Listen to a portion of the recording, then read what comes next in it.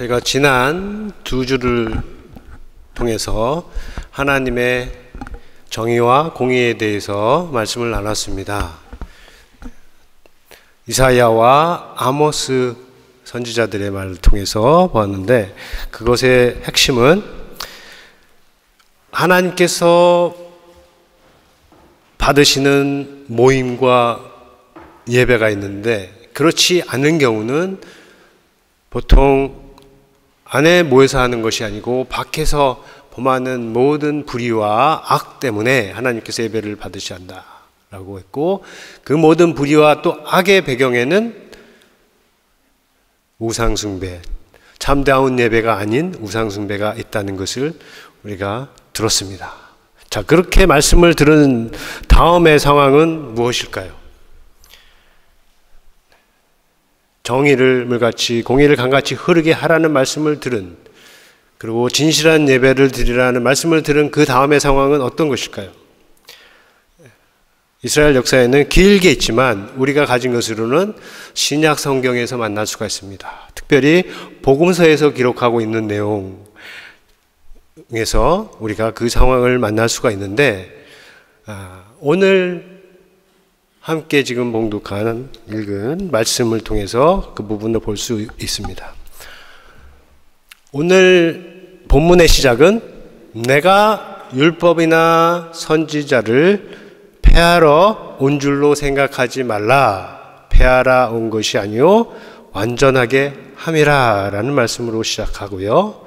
그리고 마지막은 내가 너희에게 이르노니 너희 의가 서기관과 바리새인보다 더 낫지 못하면 결코 천국에 들어가지 못하리라는 말씀입니다. 지난주 아모스 본문에서 같이 여기서도 말하는 나가 있고 듣는 너희가 있습니다.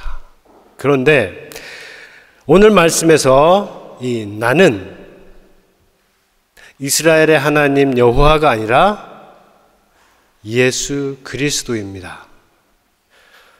요셉에게 나타난 천사가 한 말에 따르면 자기 백성을 그들의 죄에서 구원할 자, 동방 박사들이 와서 유대인의 왕으로 경배하고 예물을 드린 메시아, 베드로가 가까이서 보고 고백한 살아계신 하나님의 아들입니다. 그리고 오늘의 본문 내용으로 말하자면 율법과 선지자를 폐할 수도 있고 율법과 선지자를 완전하게 하실 수 있는 분이에요. 자, 누가 그렇게 할 수 있습니까? 율법과 선지자는 우리가 알듯이 모세와 선지자들을 통해서 이스라엘 백성에게 주신 하나님의 말씀입니다. 그런데 그런 말씀을 폐할 수 있다, 완전하게 할 수 있다, 이렇게 말씀을 하시니까 유대인들이 보듯이 제 정신이 아니던가, 아니면 우리가 믿듯이 정말로 하나님과 같은 권위와 지위를 가지신 분이다. 그렇다면 아브라함, 야곱, 모세, 다윗, 선지자들, 이스라엘뿐만 아니라 세상의 어떤 사람들보다도 더 크고 위대하신 분입니다. 그렇다면 그리스도인의 의, 우리의 의, 그것은 적어도 유대교의 의보다는 더 나아야 한다 하는 것은 당연한 것이죠. 본문에서 너희라 불리는 이들은 단순히 혈과 육의 이스라엘, 유대인이 아닙니다. 그보다는 예수를 믿고 따르는 사람들이고, 좀 더 정확하게 말하면 지금 예수님의 말씀을 듣고 있는 사람들입니다.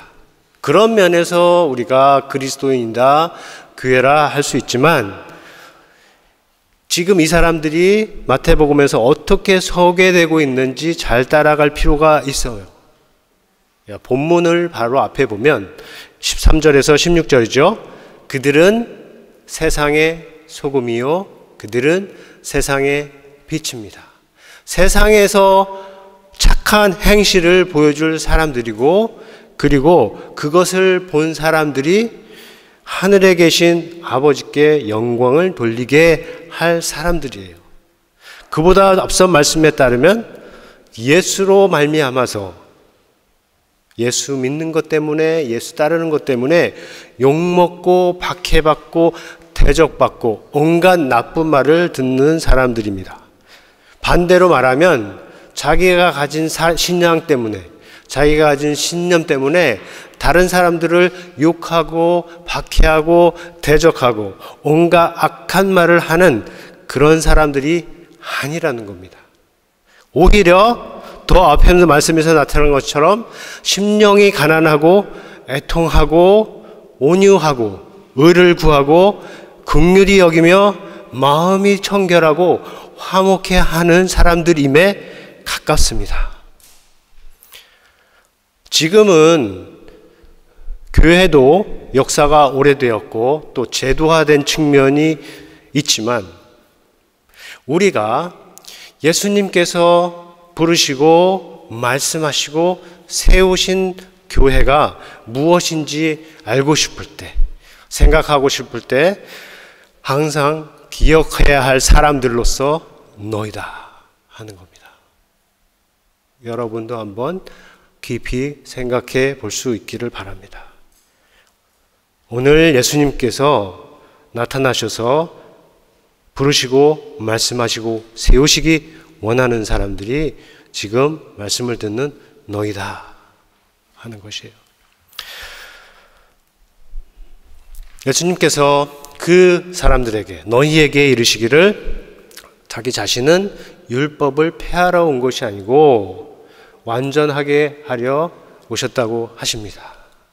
여기서 완전하게 하신다 하는 이 말씀의 뜻이 무엇일까요?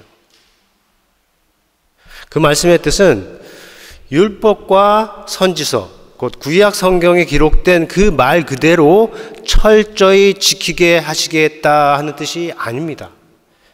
가령 안식일에 관해서 구약에 보면 안식일에서 일하지 않은 사람은 죽이라는 계명이 있습니다. 그래서 민수기에 보면 실제로 그렇게 합니다. 그런데 예수의 시대에 이제 그 명령을 지키는 것이 좀 느슨하게 되었다고 보는 상황에서 이제는 좀 더 철저하게, 문자 그대로 이스라엘이 역사 속에서 했던 것보다 더 철저하게 완벽하게 그 계명을 지키겠다 하는 뜻이 아니라는 거예요. 예수님께서 율법과 선지자를 완전하게 하신다는 뜻은, 그 말씀의 뜻을 잘 보여주는 사건이 요한복음에 기록되어 있습니다. 잘 아시죠? 서기관과 바리새인들이 간음 중에 있던 한 여자를 잡아서 성전에서, 슬라이드 더 넘어가면 됩니다. 네, 거기까지. 화면, 원래 사진이 좀 작아서 좀 작게 나왔는데 화면이 이렇게 퍼졌는데, 서기관과 바리새인들이 지금 한 여자를 데려왔어요. 간음하는 현장에서 잡힌 여자입니다. 근데 예수님은 지금 성전에서 가르치고 계셨어요. 거기에 데리고 왔어요. 목적은 예수를 시험해서 잡으려고 하는 겁니다. 네, 깨끗하지 못한 악한 목적이죠. 모세의 율법에 따르면 이런 여자도 돌로 쳐 죽이라 하는 계명이 있습니다. 그거를 말하면서, 그러면 예수는 뭐라고 어떻게 말할 것인가 이렇게 묻는 것이죠. 자, 예수님께서 과연 이 상황에서 어떻게 하실까요? 알듯이 예수님께서 먼저 허리를 굽히시고 땅에 손가락으로 무엇인가를 쓰십니다. 사람들이 계속 추궁하니까 일어나서 말씀하시기를 너희 중에 죄 없는 자가 먼저 돌로 치라.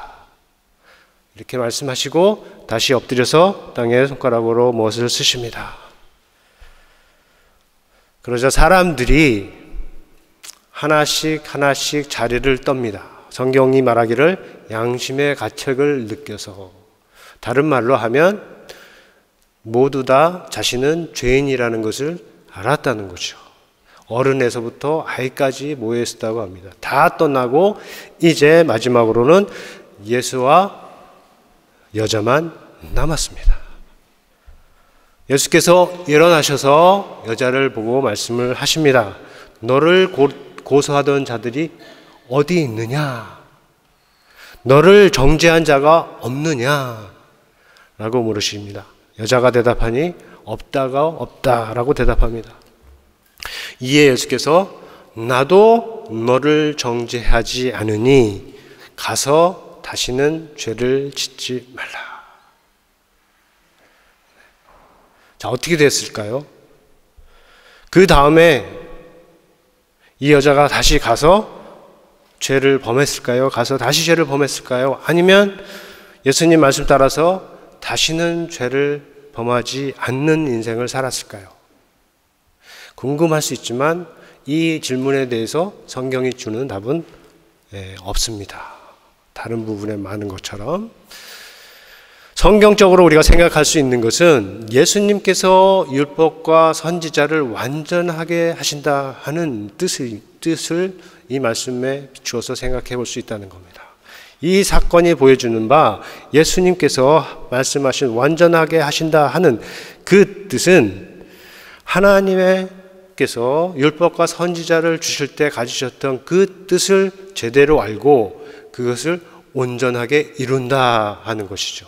곧 죄인으로서 살지 말고, 불의를 행하는 죄인으로 살지 말고 의로운 삶을 사는 의인으로서 살라 하는 것이, 멸망의 길로 가지 말고 생명의 길로 가라 하는 것이 하나님께서 이스라엘 백성에게 율법과 선지서를 주신 뜻이요 목적인데, 만일에 이 여자가 가서 다시는 죄를 범하지 않았다면 그렇게 하도록 하신 예수님은 그 여자 안에서 바로 율법과 선지자의 참된 뜻을 완전하게 하셨다, 온전하게 이루셨다, 우리가 말할 수 있습니다.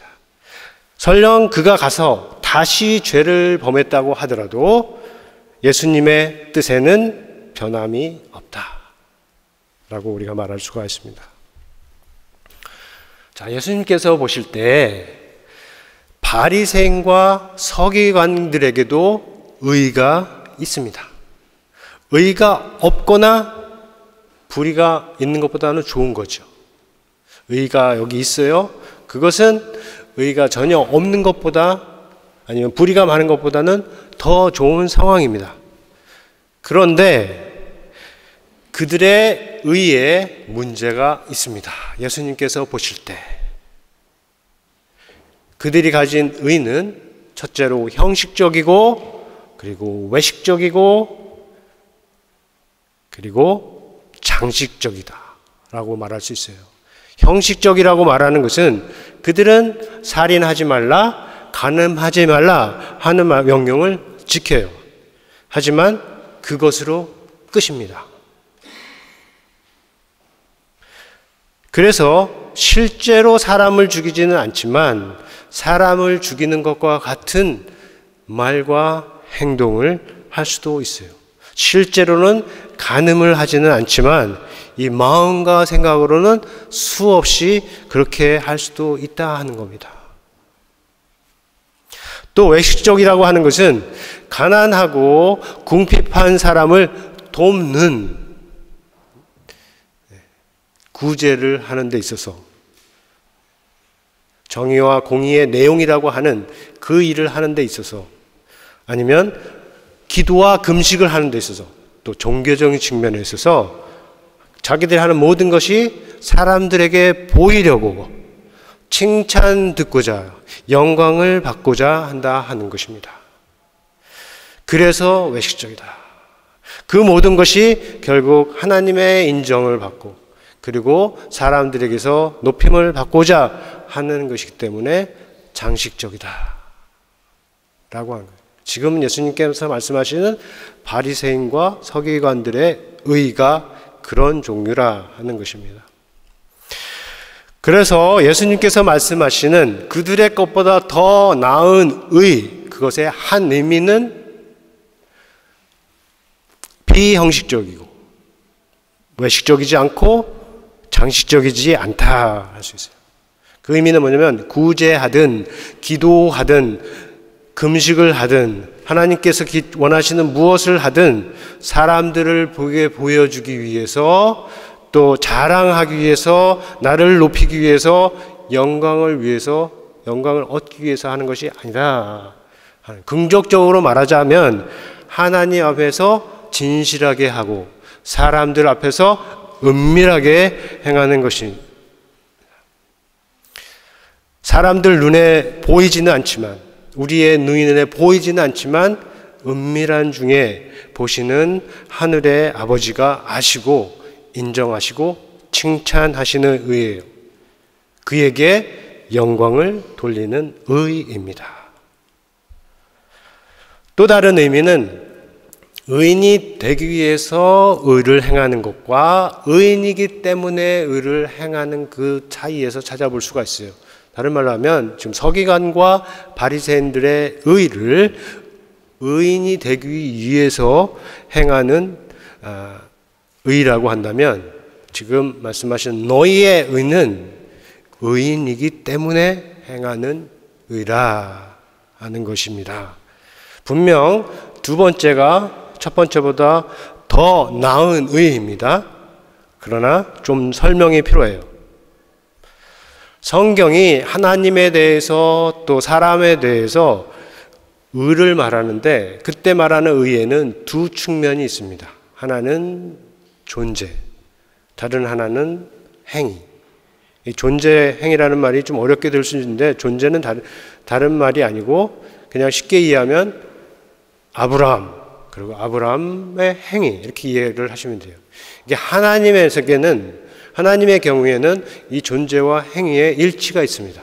그래서 하나님은 의로우시다 라고 말할 수 있고, 그가 하시는 행사가, 그가 하시는 일이 의롭다 라고 우리가 이해할 수가 있어요. 그런데 사람의 경우는 어떨까요? 우리 사람들의 경우는 어떨까요? 어떤 사람은 존재적으로는 의롭지만 그 행위가 의롭지 않은 경우가 있을 수 있고, 어떤 사람은 그 행위는 옳지만 존재적으로 의롭지 않은 사람이 있을 수 있고, 아니면 둘 다 의롭지만 둘 다 의로운 사람이 있을 수 있고, 둘 다 의롭지 않은 사람이 있을 수 있습니다. 네, 이렇게 우리가 말할 수 있지 않겠습니까? 일반적으로 그렇게 말할 수 있습니다. 우리도 사실 사용할 수 있는 구분들입니다. 하지만 우리에게는 복음이 있습니다. 이것을 보는 중심의 관점이 있어요. 먼저 복음의 관점에서 본다면 의인이 없습니다. 모두가 죄인이에요. 물론 죄인이라도 의로운 행위를 할 수가 있죠. 하지만 의로운 행위를 한다고 해서 죄인이 의인이 되는 것은 아닙니다. 법적으로 죄인은 스스로 의롭다고 할 수가 없어요. 나는 의롭다라고 할 수가 없어요. 그렇게 되려면 판결을 통해서 무죄, 죄가 없다는 선언을 받거나, 아니면 자기에게 주어진 그 형벌을 다 마쳐야 합니다. 받아야 합니다. 그게 죄인이에요. 그리고 복음이 말하는 모든 사람이 존재가, 신분이 이 죄인이에요. 스스로 의롭다고 할 수 있는 사람이 아무도 없습니다. 성경이 말하기를 유대인이나 헬라인이나 이방이나 모든 사람이 다 죄를 범하였음에 하나님의 영광에 이르지 못하였다라고 말씀을 하고 있죠. 근데 그 말씀을 하는 이유는 그러한 상황에서 하나님께서 행하신 그 놀라운 또 다른 일을 얘기하기 위함입니다. 그 놀라운 일이란 하나님께서 예수 그리스도 안에서 행하신 일이죠. 그 일의 핵심은 이제는 누구든지 예수를 믿으면 하나님께서 죄를 사하시고 용서해 주시고 의롭다, 값없이 의롭다 해 주신다 하는 겁니다.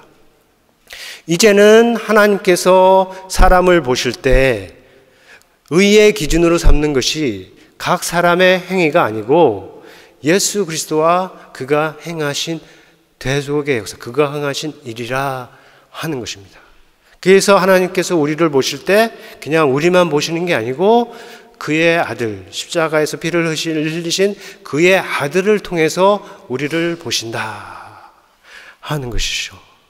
그러므로 우리가 그 안에, 예수 그리스도 안에 있으면 누구든지 정죄함이 없다 하는 말씀을 듣습니다.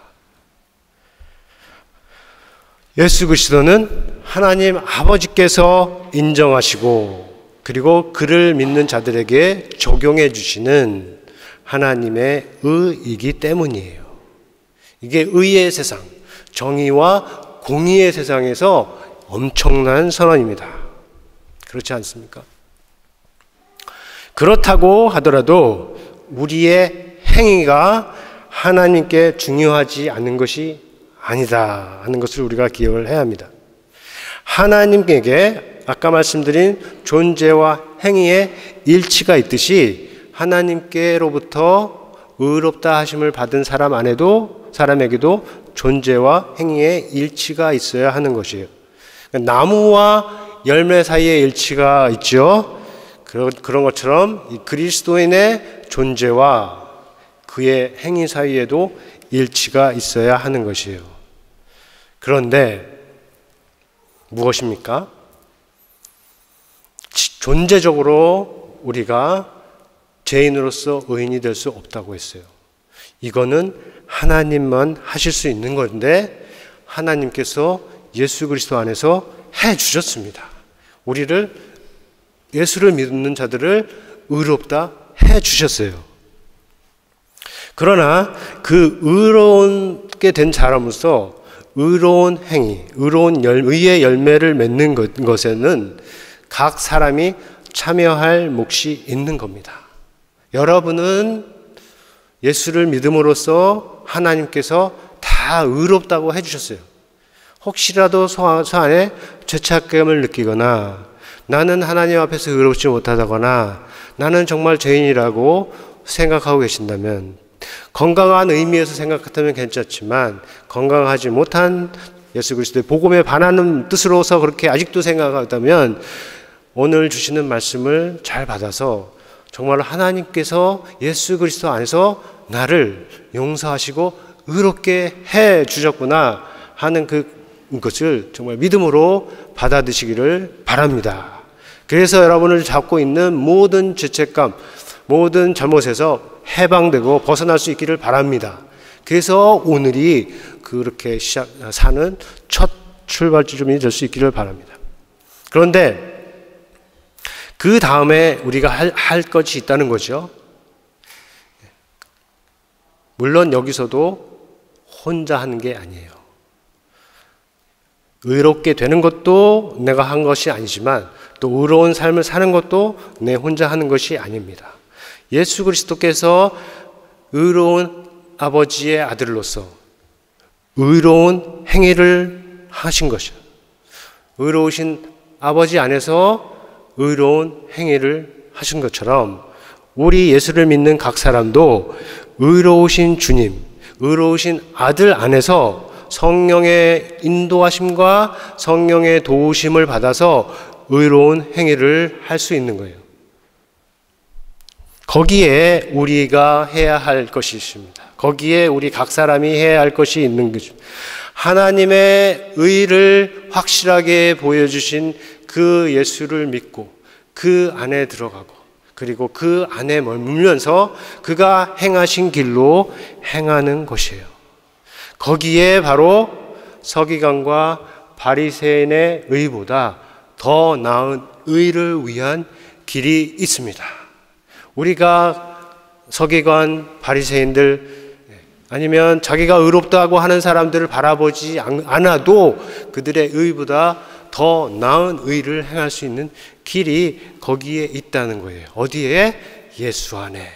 어디에 예수께서 행하신 그 길을 걸어감에 있다는 것입니다. 그러니까 우리 각 사람은 이 예수를 잘 먹고 그 안에 굳건히 서 있어야 한다. 여러분 모두가 그 길로 행하는 참으로 복 있는 사람이 되기를 우리 주 예수 그리스도 안에서 소망합니다.